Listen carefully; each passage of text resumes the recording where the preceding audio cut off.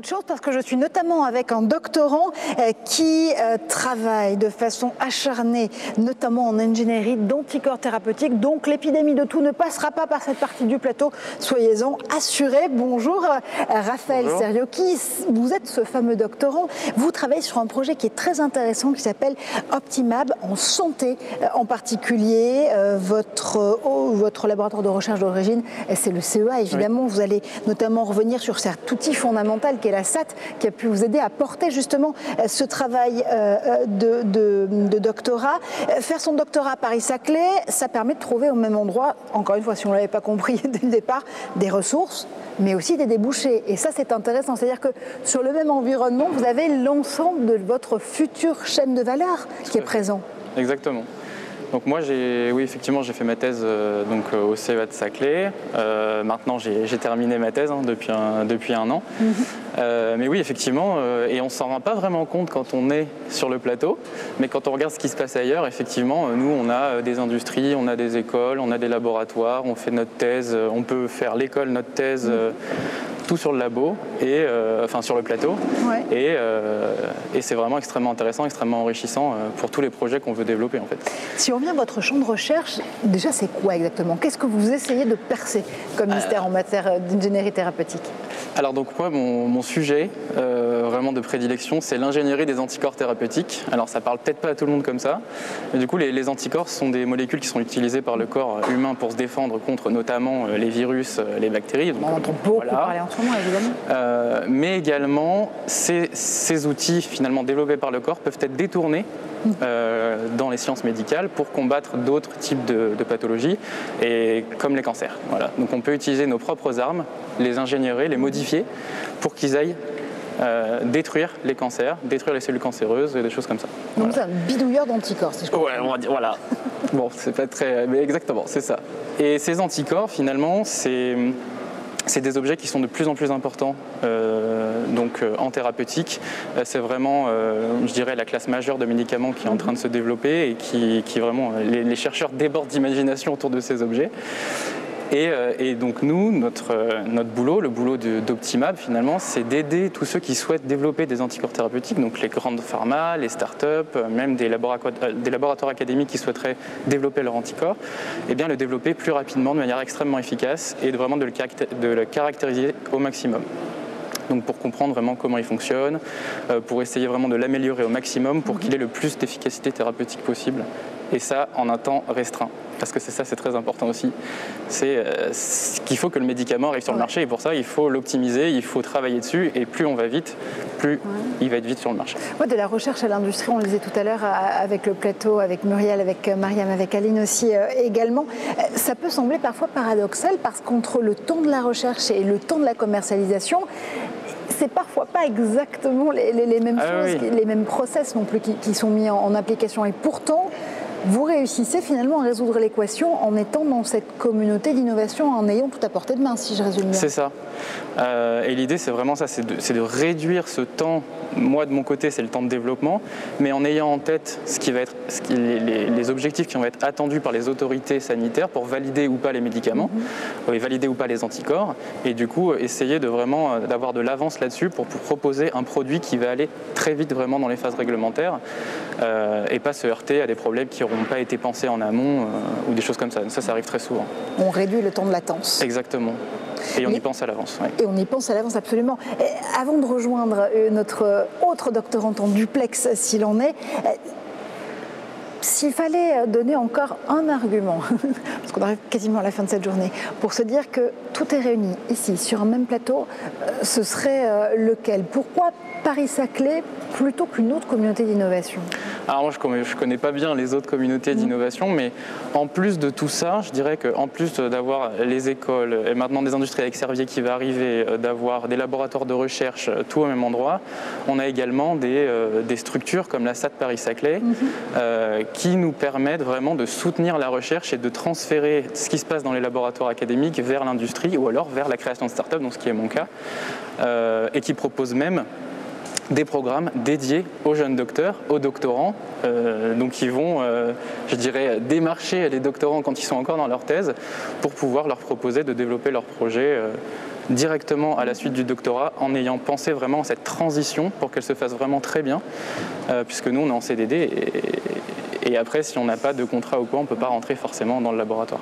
Raphaël, vous restez avec nous parce que j'aurai une question évidemment à vous poser après avoir écouté la façon dont Leslie-Anne Daniel nous parle aussi du fait d'être doctorante ici à Paris-Saclay. Leslie-Anne, je suis ravie de vous avoir aussi avec nous parce qu'on va parler cybersécurité avec vous, toujours pour le CEA. Pour vous, donc vous êtes PhD, jusque-là tout va bien, comment est-ce que vous envisagez déjà cette question de la cybersécurité ici à Saclay? Ça passe par quoi la façon dont vous avez mené votre projet de doctorant? Pour moi, ça passe par le financement de thèses et le travail des doctorants en cybersécurité. Donc moi en particulier, je suis en dernière année de thèse et je travaille sur la sécurité logicielle. Donc je développe des outils pour vérifier que les logiciels qui manipulent des données sensibles sont bien sécurisés. Et ce qui est absolument crucial aujourd'hui, on l'a entendu notamment tout à l'heure lorsqu'on parlait d'intelligence artificielle ou encore de quantique, même si c'est une autre base de calcul. Mais ce que vous avez mené là comme travail, la dernière année notamment de doctorat que vous êtes en train d'aborder, vous auriez pu le faire ailleurs, dans une autre communauté d'innovation, sur un autre plateau?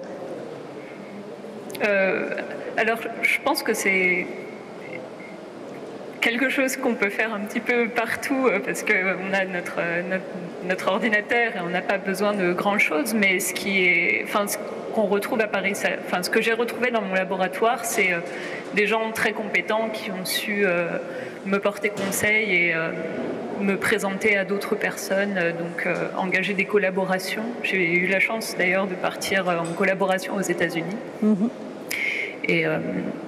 Et donc oui, avec les moyens qu'on a à Paris-Saclay, ça permet de faire ce genre de choses.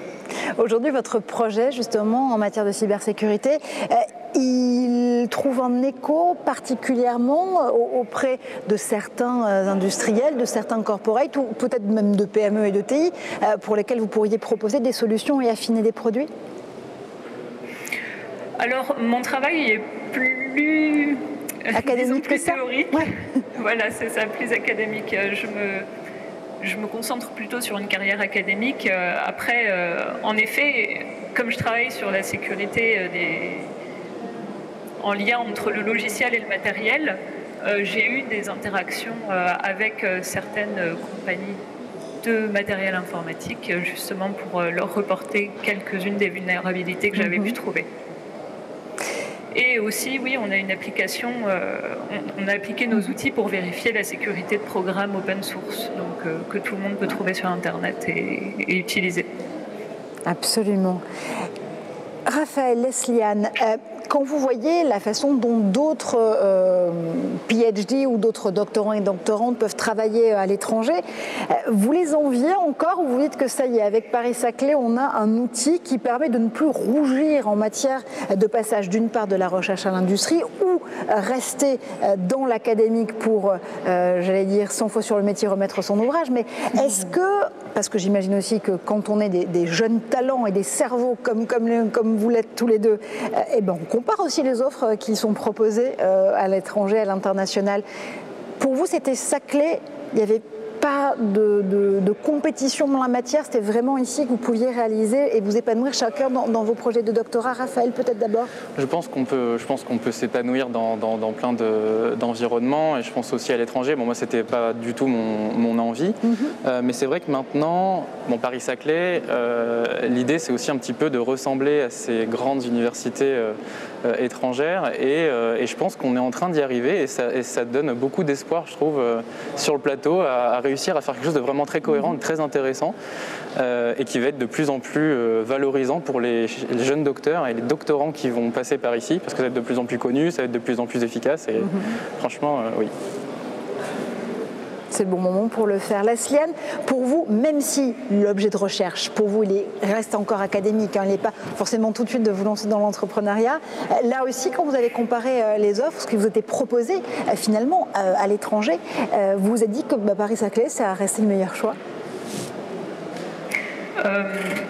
Oui, j'ai choisi Paris-Saclay surtout parce que le sujet que je visais, l'encadrant, enfin, j'ai plutôt visé un encadrant qu'un écosystème. Ouais. Ensuite, je pense qu'il faut quand même rester ouvert sur l'étranger. La recherche, ça se fait pas, enfin, ça se fait en partenariat avec plusieurs instituts de recherche, et je pense que c'est aussi comme ça qu'on construit vraiment de la bonne recherche.